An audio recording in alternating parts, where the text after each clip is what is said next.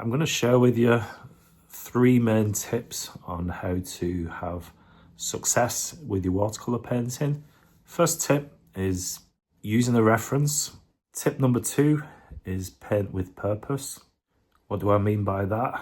Well, each brush stroke you want to make your mark, and every brush stroke counts. So when you're putting down that paint, after you've maybe planned out your composition, you want to think carefully, you want to do deliberate brush strokes. And my last tip is be kind to yourself. I think we are our own worst critics. And so sometimes we just got to be a little bit more kind to ourselves. We got to enjoy the whole process, take that time out and go back with fresh eyes. So let's get straight into it.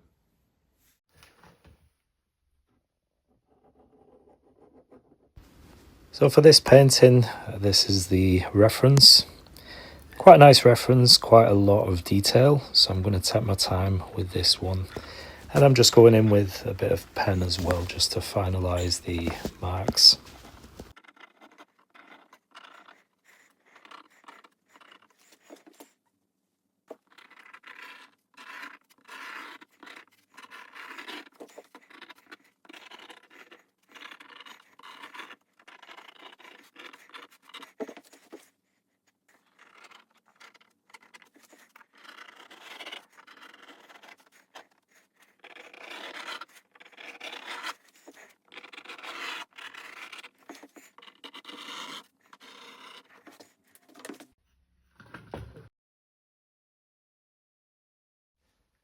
I actually really enjoy that scratching noise as I added the pen. So I've got more of a definite lines now, just to plan out what goes where. And I'm just gonna add some tone to the trees. And I want the lightest tone, so obviously, I am going to do the sky area. So this is a really nice summer sort of blue. I'm just mixing this on my tray now. You can see cerulean blue would probably be a better colour, but I've got French ultramarine, so I'm going to use that instead. So I'm going to be going in, painting the tree branches, trunks, that sort of thing, but that's going to be a darker tone, so you can go in and paint, you know, maybe even more than what is in the reference. If you've seen my channel before, it may seem a little bit contradictory. One of my tips is using the reference, but I think once you become a bit more experienced, I think that's when it comes down to, or maybe you can paint off your head to start with. But for me, it was always a reference that I'd have to use before I started a painting. And now I've got more experience, it's a bit easier to go in and paint without a reference. So just add in different tones to the sky. Just add, and remember these breaks in the trees, you will see these little bit of sky popping through, which is always really nice. I know I've said it on my channel many times, but just want that to be just coming down. And I've got this is a layer, let me show you. There's a bit of nice foliage in the distance. I have gone in and drawn, just in pencil, the wall. And so, I know what that is. So I'm just coming right down. Again, you can just go over the branches, it's not a big deal.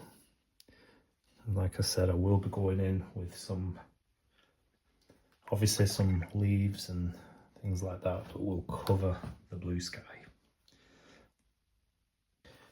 So I'm going to go ahead and paint the trees in, and I'm going to use the same sort of colour for the wall as well, so it gives a nice look. It's uniform in colour, so just mix in various almost mud. So I've got a bit of dirty yellow ochre and a little bit of that neutral tint, and this is going to be the lightest tone. Make sure I've got plenty of pigment there ready, and I can just go in. Again, I can cover the whole area of the trees because I'm going to add more dark. This is essentially the highlight colour. So this is going to be the right hand side mostly of the trees. So it will be covered, and I'm gonna come down and paint parts of the wall as well.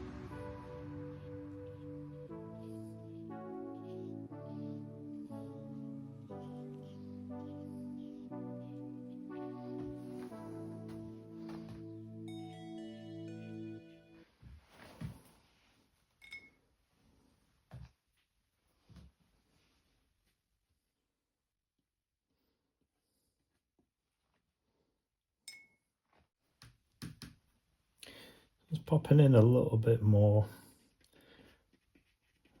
This is a stone wall, so I want to just drop in a few little different tones, and this will add some interest to the wall. So I'm just taking some more sap green and a tiny bit of yellow ochre. You see, just when it dries, we can go in and add some more of this colour. Oh, the tree on the other side. This is a little bit darker than this side, so that's a lovely colour, mostly burnt umber. So I'm going to pull that all the way. I think I'll leave those branches for now, just adding in hints of those branches. And yeah, so a lot of this is going to be green anyway. We've got a lot of foliage, so I'm going to leave that open for the foliage. When choosing a reference, you want to try and, take a picture or paint something that you think you can do, or maybe if you're a bit more experienced, something that will give you a little bit of a challenge.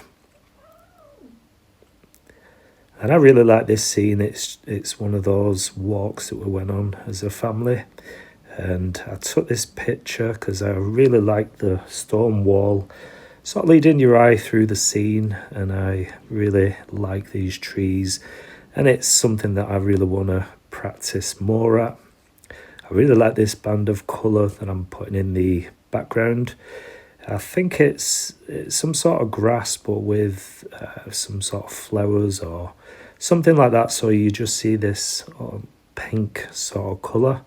And then just add in a touch of sap green. And this is quite a stronger colour. Sap green mixed with a little bit of yellow ochre. Probably 50-50 if I was to guess.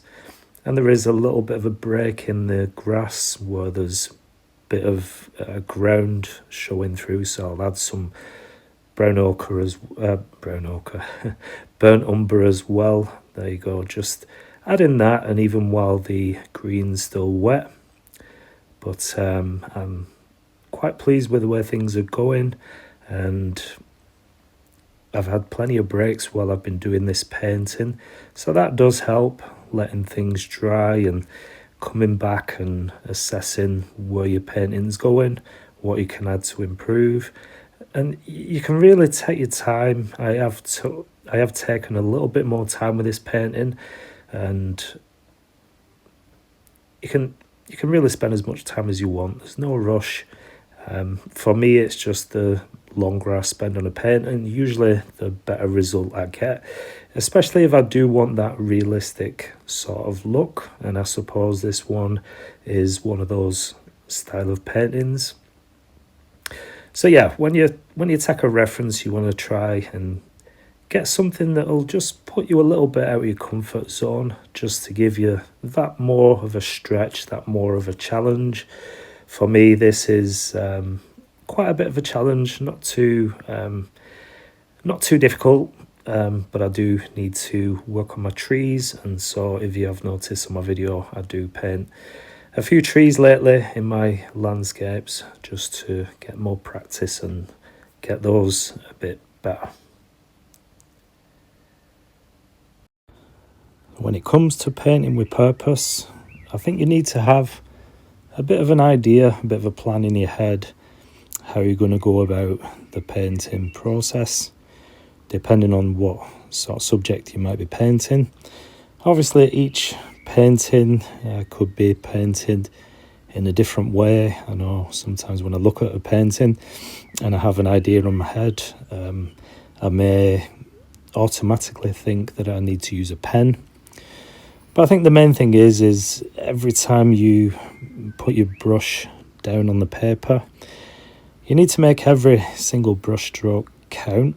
So that's what I mean by painting with purpose. And oftentimes things take a little detour. That's not a problem. Don't let that bother you. Oftentimes you can have an idea in your head, and sometimes that doesn't always work out. It doesn't always work that way. And sometimes you might have a nice surprise. Things work out a little better than you expected. So that's really what I do enjoy about painting in watercolor. Sometimes it's the unexpected things that happen. You may have heard the term happy accident. And I'm just showing you the palette now. I'm using this yellow. I don't know what yellow it is, maybe a Hansa yellow or something like that. Quite a light colour, and this is going to go on the foliage for the sunlit parts of the tree.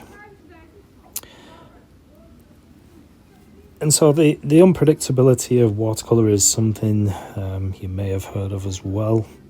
I really like the way things turn out in watercolour. I like the way you don't have 100% control.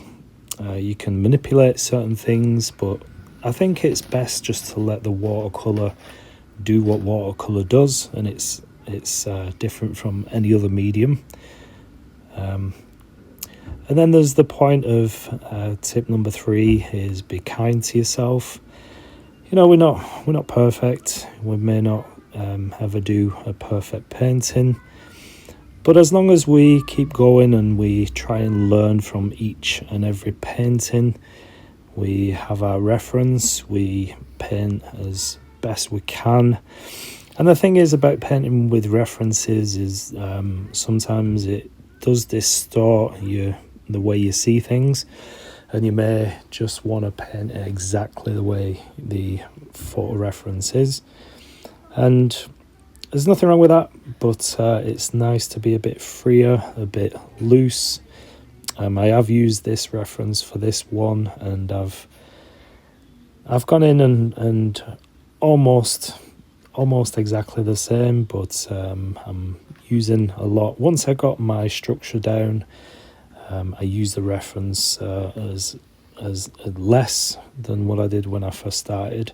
The first stage was just planning and and marking things down. But when you finish your painting, or even when you're painting, you just got to be kind to yourself. I think it is true that we are our own worst critics. I said it right that time. We are our own worst critics. And so, that's where sometimes we need to take a step back. We need to have plenty of breaks. And it's only when we come back from having those breaks we actually see the painting for what it is. And a lot of times it can be much better than what we thought. And there's that old saying that you can't see the wood for the trees. And that's certainly true when it comes to watercolour.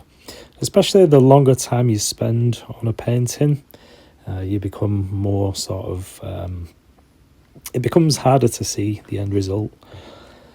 But I hope you like this one. I do hope that you find this useful. Just finishing off the final touches now, and I could have gone on with this painting. This probably took me about 3-4 hours. I did start it last night, just getting the pencil down, just getting the marks, so I know that where to paint. But I have taken my time. It's taken quite a chunk of the day, and so I'm going to get this video out hopefully within the next hour or so, something like that. But thanks for watching. Thanks for your comments, your likes. If you are new to this channel, then thanks for watching, and please do subscribe if you want to see more content like this. And that's it. Thanks for watching this one, and I'll see you in the next video. Take care. Bye bye.